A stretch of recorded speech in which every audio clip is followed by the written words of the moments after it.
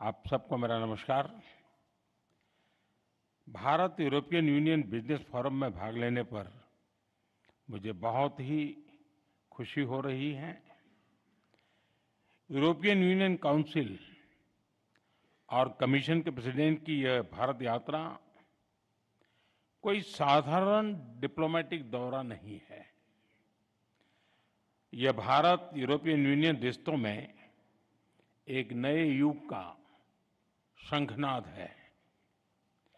पहली बार European union के leaders उनका भारत के गणतंत्र दिवस के मुख्य अतिथि के रूप में शामिल होना, भारत और यूरोपियन यूनियन के बीच भारत के इतिहास का सबसे बड़ा एफटीए संपन्न होना और आज इतने सारे सीईओज के साथ इतने बड़े लेवल पर Bharat European union business forum आयोजित होना, ये सब उपलब्धियां विश्व की दो सबसे बड़ी लोकतांत्रिक शक्तियां इनके बीच हो रहे अभूतपूर्व अलाइनमेंट का प्रतीक है।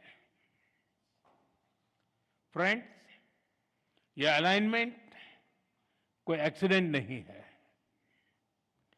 मार्केट इकोनॉमीज होने के नाते हमारे साझा मूल्य हैं। वैश्विक स्थिरता के प्रति हमारी साझा प्राथमिकताएं हैं और ओपन सोसाइटीज के रूप में हमारे लोगों के बीच स्वाभाविक जुड़ाव भी है। इसी मजबूत आधार पर हम अपनी साझेदारी को नई ऊंचाई दे रहे हैं। हम इसे विश्व की सबसे प्रभावशाली साझेदारियों में से स्थापित कर रहे हैं और इसके नतीजे भी हमें साफ दिख रहे हैं। पिछले 10 वर्षों में हमारा व्यापार दोगुना होकर 180 बिलियन यूरो तक पहुंच गया है।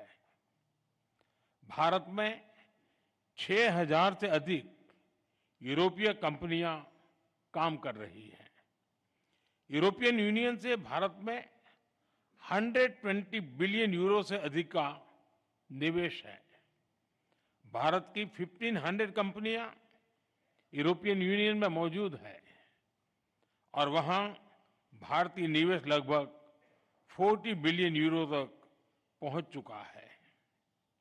आज भारत और यूरोपियन कंपनीज के बीच R&D, मैन्युफैक्चरिंग और सर्विसेज हर क्षेत्र में गहरा सहयोग है और आप जैसे बिजनेस लीडर्स इसके कर्ता भी हैं और लाभार्थी भी। फ्रेंड्स, अब समय है कि हम इस साझेदारी को whole of the society partnership बनाएं।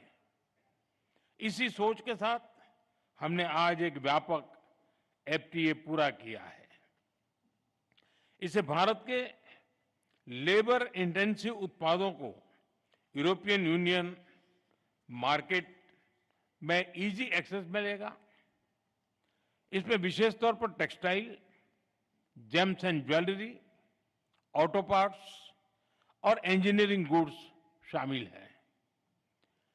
फ्रूट्स, वेजिटेबल्स, प्रोसेस्ड फूड और मरीन प्रोडक्ट उसमें नए अवसर बनेंगे।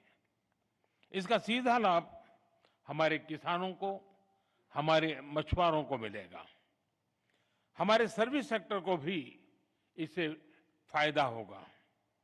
विशेष रूप से आईटी, एजुकेशन, ट्रेडिशनल मेडिसिन और बिजनेस सर्विस लाभान्वित होंगे। फ्रेंड्स, आज ग्लोबल बिजनेस में बड़ी उथल-पुथल है। हर कंपनी अपनी मार्केट स्ट्रेटेजी और पार्टनरशिप को नए सिरे से देख रही है।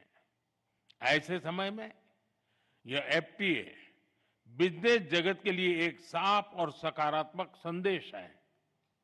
यह दोनों पक्षों की बिजनेस कम्युनिटी के लिए सक्षम, भरोसेमंद और फ्यूचर ओरिएंटेड पार्टनरशिप बनाने का स्पष्ट निमंत्रण है।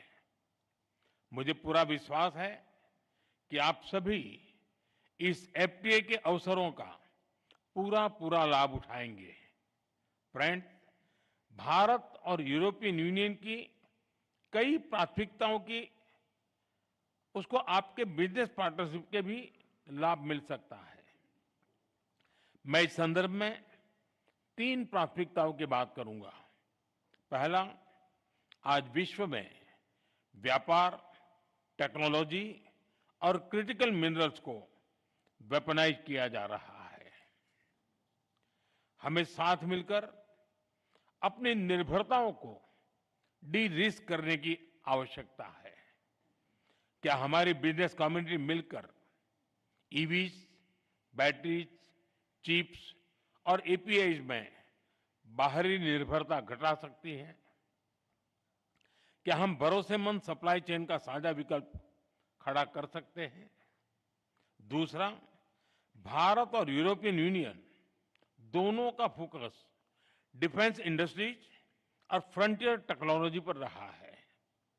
मेरा आपसे आग्रह है कि आप डिफेंस, स्पेस, टेलीकॉम और एआई जैसे क्षेत्रों में साझेदारी बढ़ाएं। तीसरा, एक क्लीन एंड सस्टेनेबल फ्यूचर दोनों की प्राथमिकता है।